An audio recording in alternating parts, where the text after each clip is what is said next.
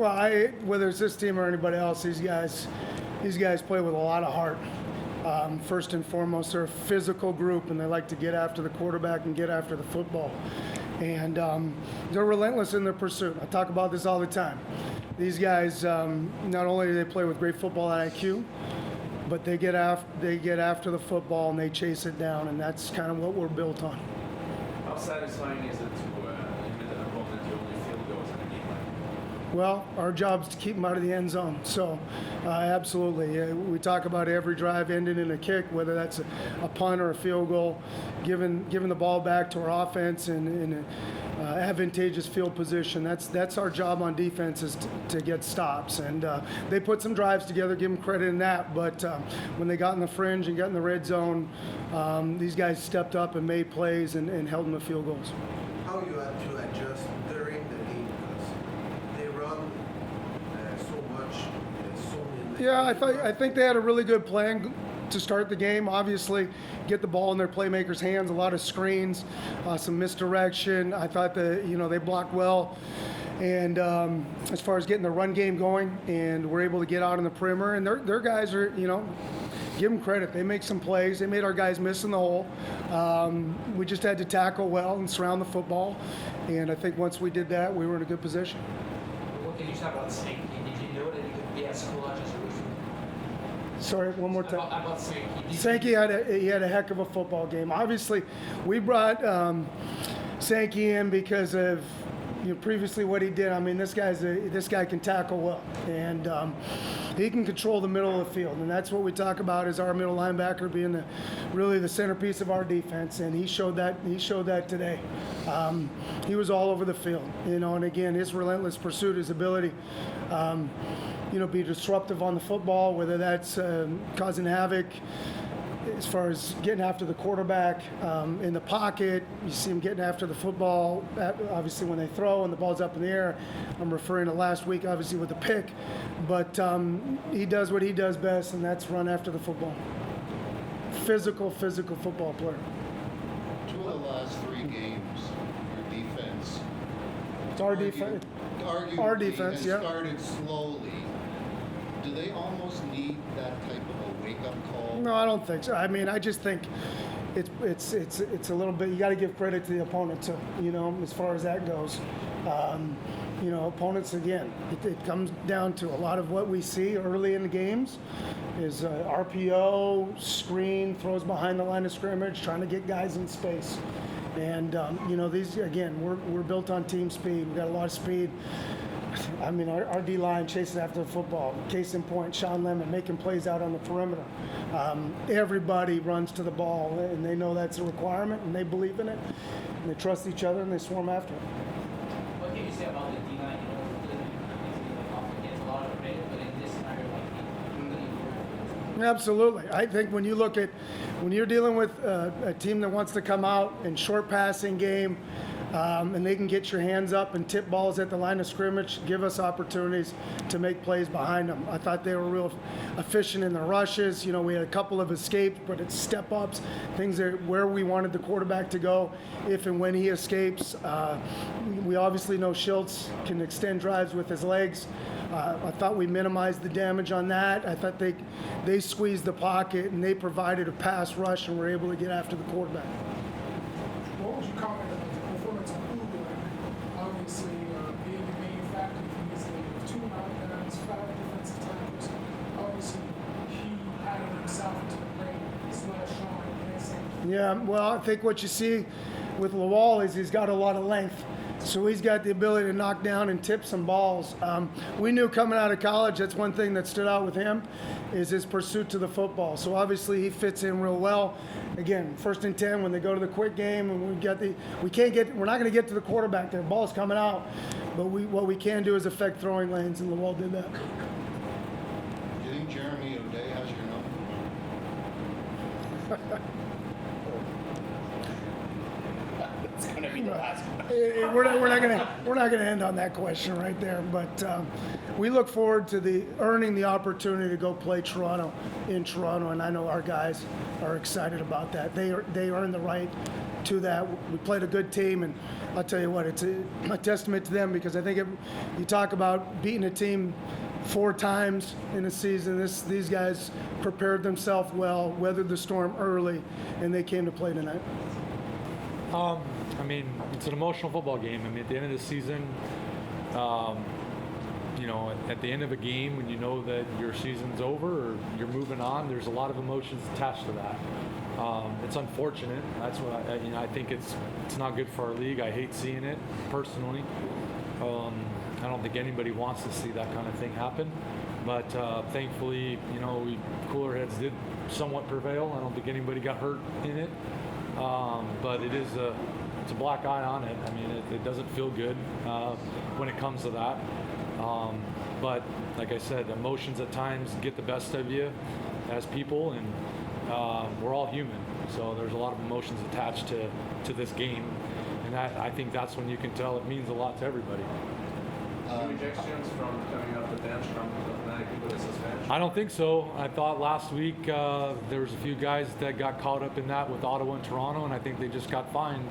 I don't think there was any suspension. So, you know, fingers are crossed that that's the way it stays.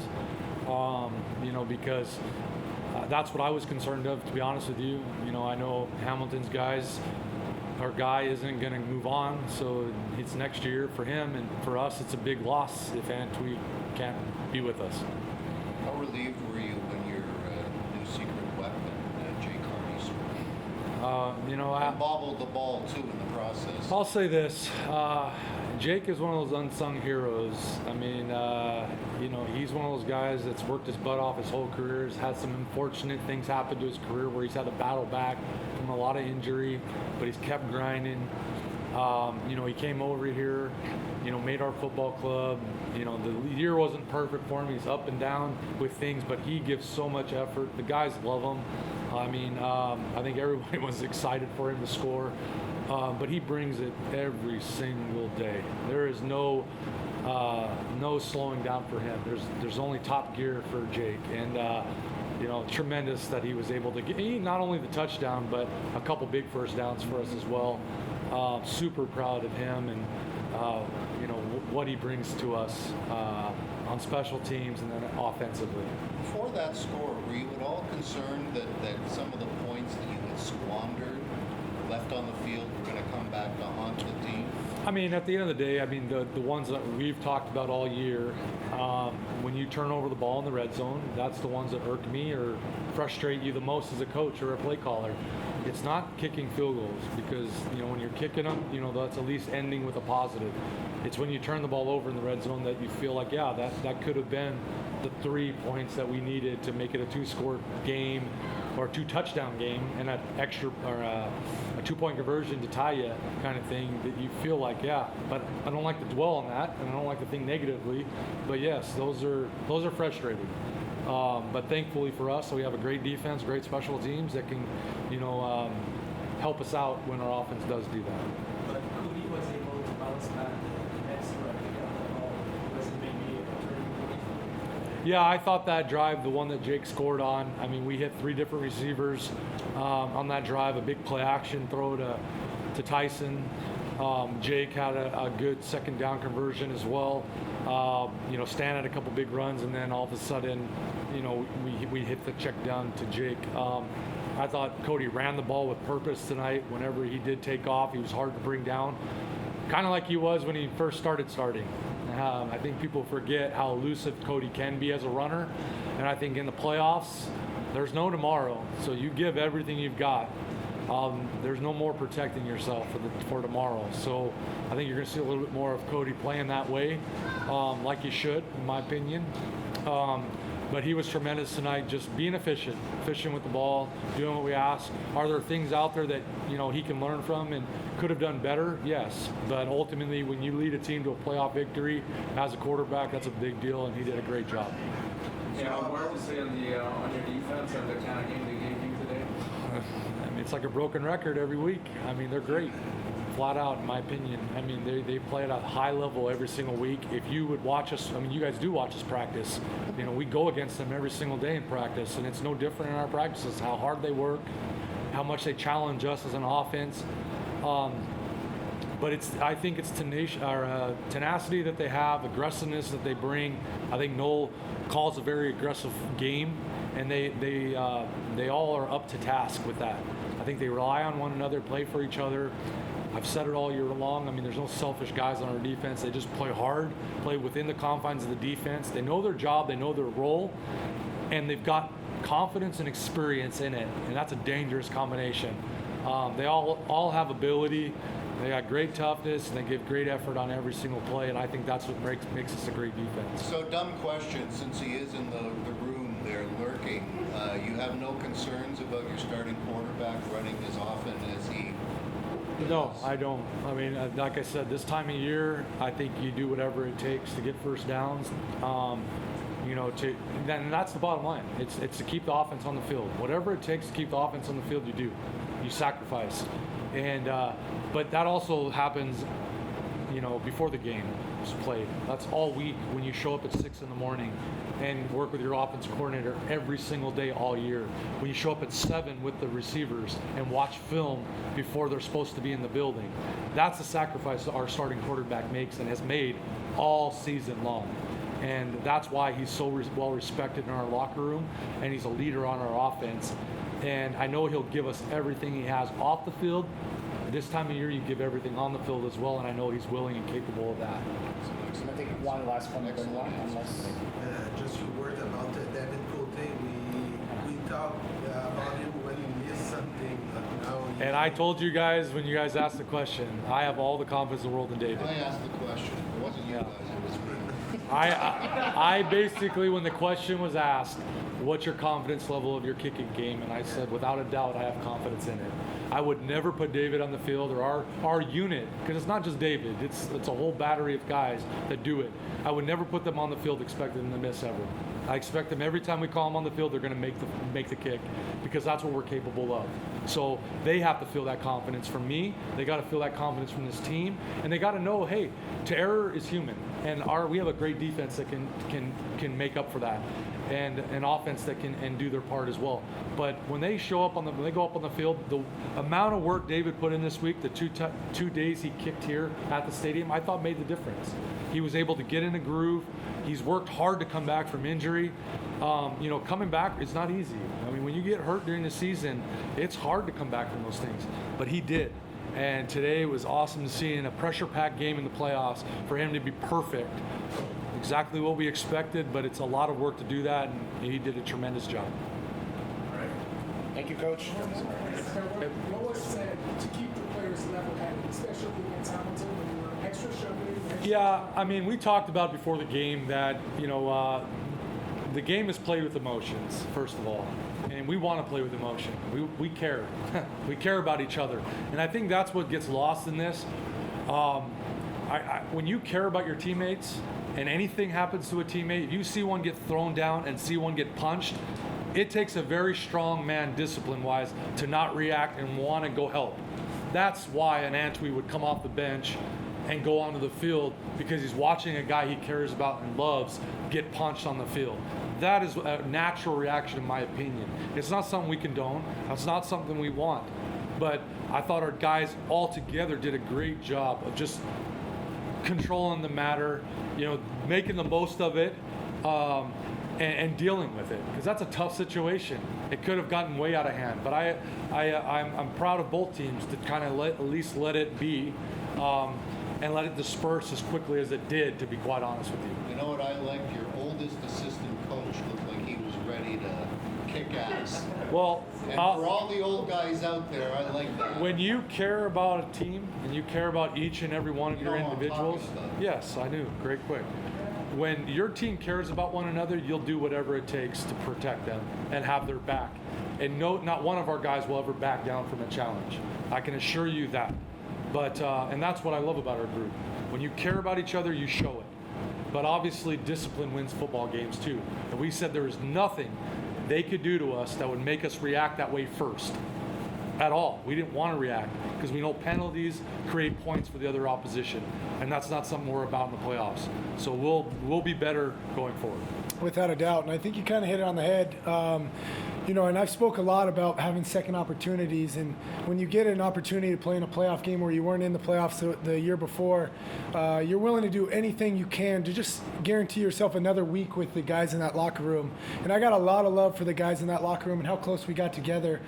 So I was willing to do anything I could. And if you guys know me and have watched me over the course of the season, I play every play like it's my last, because you never know when your last play is going to be.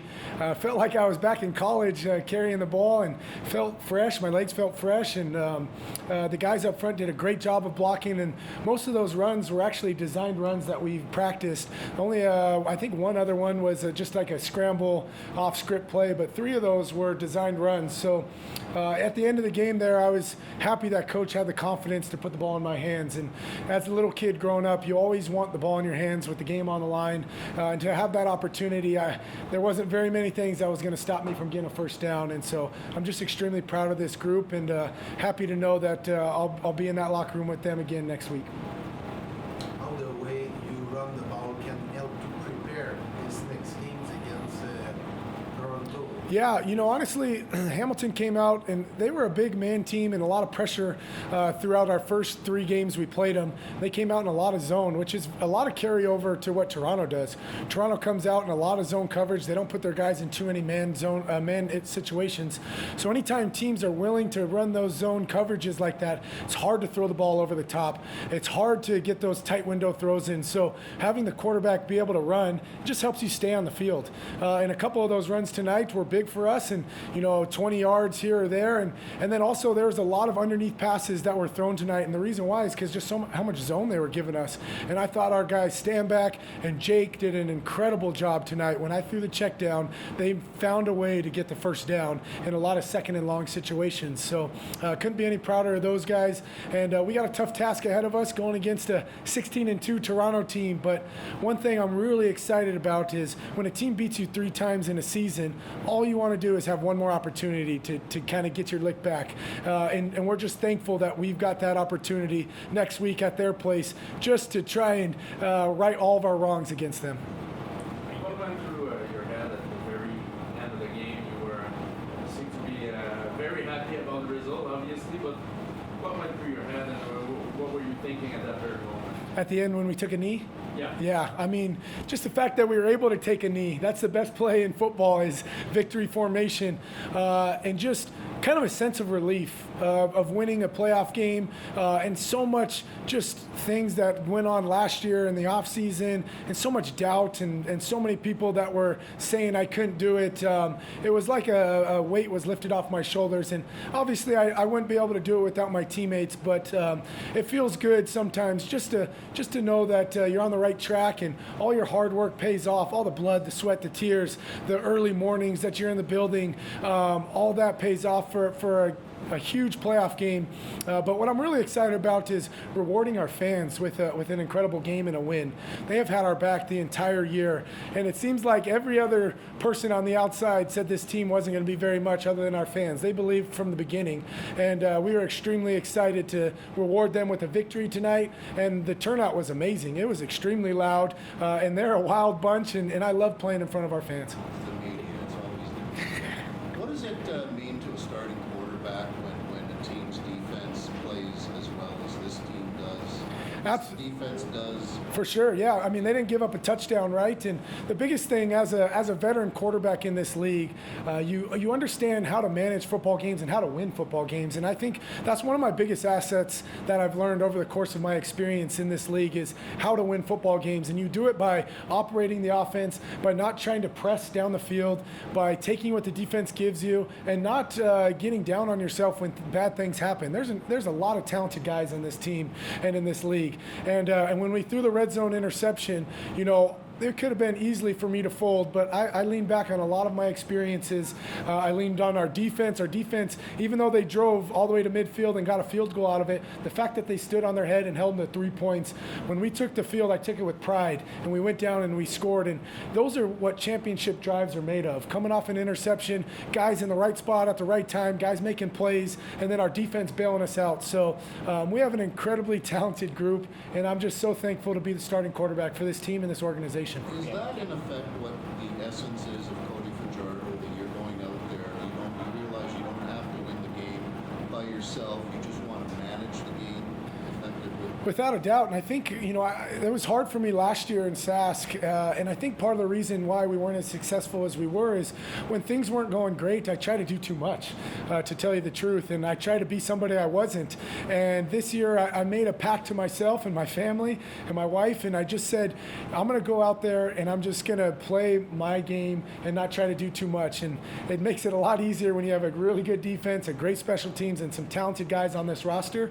But to tell you the truth, I think that's the difference between the Cody this year and the Cody last year is when things aren't going my way, I'm not going to press and I'm not going to try and do too much because I learned that through experience. I learned that through the hard way, and we came out on top, and I just stayed the course. I weathered the storm, stayed the course, and that's what you do when you have a really good football team around you. What did you think of Jake's play tonight? And did you talk to him about the fact that he almost followed that touchdown? Honestly, I got hit extremely hard on that play, and I remember Callender picked me up, and I said, "Did he score?" And he said, "I think he did, buddy." And then I celebrated. I got my foot stepped on, so I was like trying to limp down the field. But it was just an incredible opportunity for a guy like Jake, a guy that I've been in the locker room with for multiple years, who hasn't really got his opportunity as a receiver. He's a demon on special teams, but to get his opportunity as a receiver and to see what he did tonight when he caught the underneath stuff and he just made guys miss.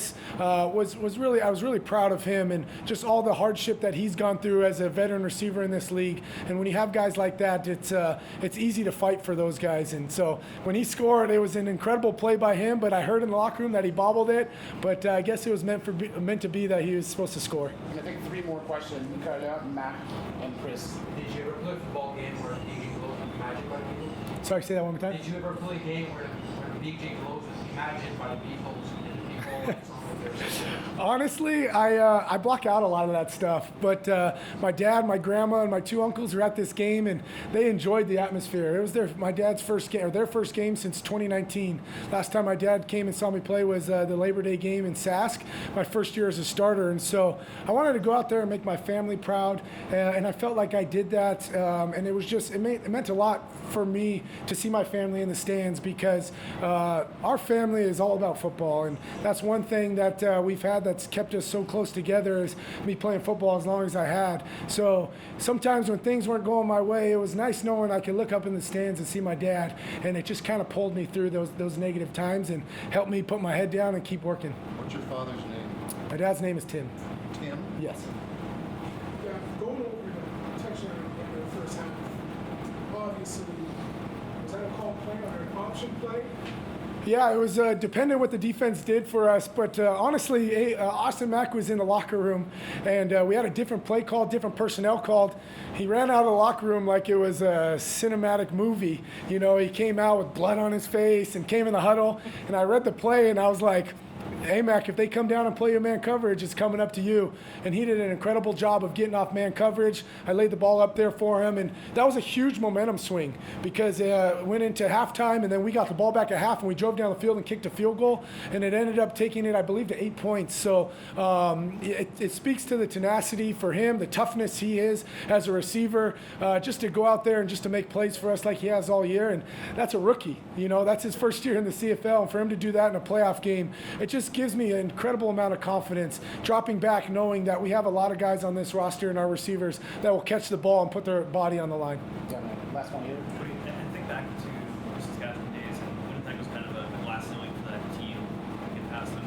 It's kind of a similar thing with Toronto. You haven't beaten them yet this year. Do you kind of relish this opportunity? Is this something you've waited a long time as a catcher about? You missed making the playoffs last year, and now you're back to the cusp of Absolutely. I think, one thing I'm really proud about, and I don't know how many people know, but I mean, as a starter, this is my 4th year as a starter. And 3 of my 4 years, I've been in the opportunity of being in a final game, whether it was the West Final and now being in the East Final.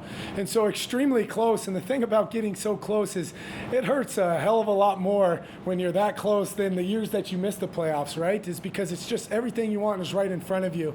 And, I've had a couple dreams this year of winning a Grey Cup, and I know this roster is talented enough to win a Grey Cup. And like you said, I had some tough games against really good opponents, and the same thing is to be said going into a team that's 16-2. It's only been done once ever in the CFL, and so we're gonna have our hands full, and we're gonna have our work cut out for us, especially them coming off a bye week and being healthy and amped up. But sometimes when you play in the week before, you have momentum and you have high energy going into a final as opposed to being on a bye week, because I've been on both sides of it, and I'm just happy to be where we're at, and I know this team is a Grey Cup winning team, and I can't wait for the opportunity to go against Toronto in their home stadium. Thank you, Cody. Yeah, we believe that we're the best defense in the league. We believe that if we connect on all cylinders, that we're going to get the job done. Chad Kelly's an amazing quarterback. Toronto has an amazing offense, and if we connect on all phases, we're confident that we can go in there and do what we got to do. Follow-up question to that is obviously you and Sean Lemon being late arrivals, the transition from being a free agent and coming in and having an impact right away. How fast did it take you to adapt to the Montreal Alouettes and the environment? All credit to the coaching staff, and not only the coaching staff but our teammates. They did a great job of welcoming me in. I know Lemon was here for a little bit before I got here, but the whole team kind of rallied around me and caught me up to date. I had extra meetings every single day, every morning with Coach GQ, Greg Quick, Coach Thorpe. Just all credit goes to my team, and God, really. So. Darnell, just kind of build off of that. When you first came in, what have you learned about the group now that maybe you didn't know? I guess whenever you come and join a new team, you got to kind of, like you said, you got to kind of get a feel for the vibe and the players around you. And one thing that I've learned is that this group is really resilient. We're really we get punched, but we're punching back the whole game. And that's what it's about. Especially on defense, because people really underestimate the power of cohesiveness. One player messes up, one player misses a gap, they're breaking a run. So it's all 12 of us on the defense need to be in sync. And I think that's my job as the Mike linebacker to make sure that happens. Do you think that's come with time, or was that something you noticed right from the beginning? I guess it's hard to say because I wasn't here for 11 weeks or 12 weeks. But I just know from when I got here, that's what I see. I'm very proud. So. I know you said on the field that all you care about is getting a win, but just a little thought on your individual performance. Yeah. Where does it rank really in your career? Yeah, like I said, you could have the best game of your life and lose, especially in the playoffs. And it's kind of I had a good game, but we lost. We're going home. So the fact that we won is first and foremost the best thing. Then, like I said about my individual performance, I definitely had a good game. But I feel like I could even have even better games. I missed a couple tackles. I just feel like I'm always working to improve. I always want to get better. So, I'm not going to sit here and, act but it was a great game, but I hold myself to a high standard, and I believe firmly that it could be even better. What about the challenge to play the Argos in Toronto, the place that they didn't lose only one game this year? Yeah, like I said, they're a great team. They're led by a great quarterback, great coaching staff. And their run game is, very good too. They're the number one ranked team for a reason. So, like I said, I believe in my team. I believe in the defense, and I know Cody's going to get the job on the offense. I know the coaches are going to give us a great game plan for the game. And we're going to go do what we got to do. What does it take for Well, I haven't been to a Grey Cup yet, but I have won a championship, and I know that all the little things get exploited on the major scale. So it's like we had a great game this game. We came out and dominated. We knew that we're the better team, but Toronto's going to be an even better team, you know. So. What is it like to buy into Norfolk defense? I've been around a lot of guys who play football, storms a lot of quarterbacks who respect it because they don't like playing against Yeah. this defense. Yeah. What is it about being a coach that speaks to I think Coach Thorpe does a great job of relating to the players. You know, he puts all us players in positions that we're naturally good at. And, you know, like, as you guys probably know, we blitz a lot. We're very aggressive. I don't think that's a secret. But, you know, we're an aggressive defense. You know, we like to get after it. We like to come downhill and hit, make plays, and fly to the ball. And, you know, first and foremost, create turnovers. You know, so it's like, you know, everyone can be great tacklers, but, you know, it takes something else to be a playmaker. You know, like you have to affect the game. And I think that he does a great job of helping us do that through the play calling and the system. Was there anything that he had in terms of messaging from training camp? That he was like, you come here, you play for my defense this season, or throughout the year, the guys were talking and messaging that you're like, hey, this is, we have to do this every week. Well, I wasn't here in training camp, but from what I understood when I came here, they brought me in here for a job. They told me what I was expected, and he told me as the Mike linebacker, we expect you to run the defense. You know, so that's what I've tried to do since I've been here, and I'm just so thankful for my team for, you know, believing in me, you know, and giving me a chance and an opportunity. And the great thing about this defense, like I said, is like we have playmakers everywhere. You know, like our secondary does a great job. We have great corners, great safeties. Our D-line probably has one of the hardest jobs. Any D-line has an insanely hard job week in and week out. They don't get really enough credit, you know, they're taking on double teams all game for guys like me and Bev to fly around and make plays, you know. So I'm gonna always try to, you know, give them their props. Thank you. Last question. So basically, prior to getting picked up by Montreal, what made you take the decision to go? Yeah, so I was a free agent for about, well, before here I was in the XFL. I was at the Arlington Renegades. We won the championship, and then I kind of had a decision to make, you know, and I decided to come back to the CFL, you know, and explore this option again. You know, I love it out here. I'm thankful and I'm grateful for the opportunity. You know, so we put the news out. And I think what you know, me and my agents and my family, what we kind of wanted to do was go to a system that I felt like I fit in. I had known a couple players here, Lemon, Fajardo, Coach Maas, you know, and they really kind of allowed for me to buy in. So what was you know? said? Just to add upon that, what was said?